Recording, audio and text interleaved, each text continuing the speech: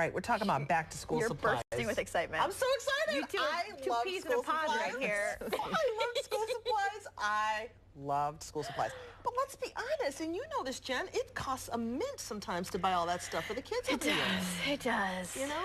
It so does. Kristin Skarie, of course, is our green living expert, and she's here to find ways to help us save some money on this venture called school supplies season. That and helping out the environment at the same time. Boom. Right? Yes, exciting. You can do both. It's hard to have all of the above, so I'm really interested in eco-friendly, so non-toxic, how much it costs and where the materials are made. I favor things made in the U.S.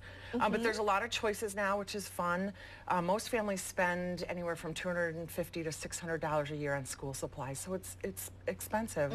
So unfortunately, some of the greener things cost more money. So maybe you'd buy one fancy notebook and then do some different things and spend less money on some of the other things. But it was fun to see what was out there, and there's a lot of sales and all those kinds of things right now. Crayons are 50 cents right now, so that's exciting.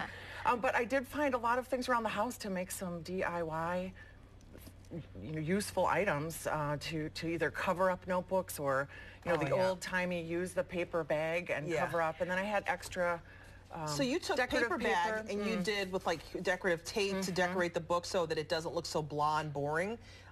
So this is a nice way to protect the book, but then reuse something that you've got already in the house, which is the paper bags. Yeah, we all remember covering up the books. We might have had a relay last year, which I might have won. Oh. Jen thought she won, but I it was won. okay. I let her think she won. She was champion. I let her think that. I let her think that. But you know, are you still reliving that? Okay, good. We want to do that wrap No, up. we're not. Wow. Decided. Okay, good. It's good. It seems like you've basically taken, this is almost like scrapbooking, but you're taking a plain book, a plain notebook, and really making it fancy. It's one of my favorite things is the composition notebooks, and they're on sale right now as well. They're dirt cheap too. And the paper, the big craft paper, everything, this is the right time to buy school supplies. Show us how you made the holders for all this stuff too, because kids at home, to corral all this stuff. I remember my mother would go show us, she hated it when we'd leave all of our pens just lying around.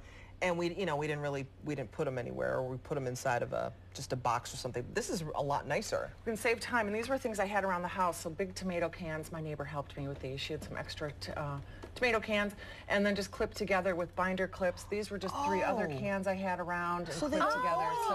So it's a little caddy, and although these are all the supplies, but if each kid could have their own can, and you'd label on the outside. Oh my gosh, look at that. You could stick little notes on the outside. So depending on what they need. The school lists are available in the stores too. It's a very different school list than when I was in school. So pencils and kids still need pencils, right? But pencils, pens, markers. What about reusing some of this year to year? I think it's as much as you can to buy things that will last longer. And again, sometimes there's a higher cost, but you can measure out, if I spend a little bit more now, if I can, will this save me in the long run? You mentioned this one. Is this the one that has more green qualities to it? It's made out of all recycled materials. Okay. And it was a little bit more expensive, so it also looks really sturdy. So some of the ones that cost less don't last as long. So it's always that kind of give and take of cost of the materials. But I just remember, go ahead. Yeah. I just wonder what that cuteness was over there. Oh, yeah. Large coffee can, so just storage, and made it more fun to store my things. And so much prettier, too. Look at that. Just fun.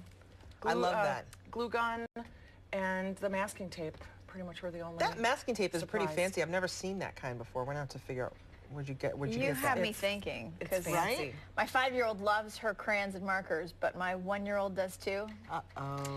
So we have a little drawer, and the drawer's not cutting it. But maybe if I could do something like this. She can put it up high in a way. 1-year-old proof. Easy and inexpensive.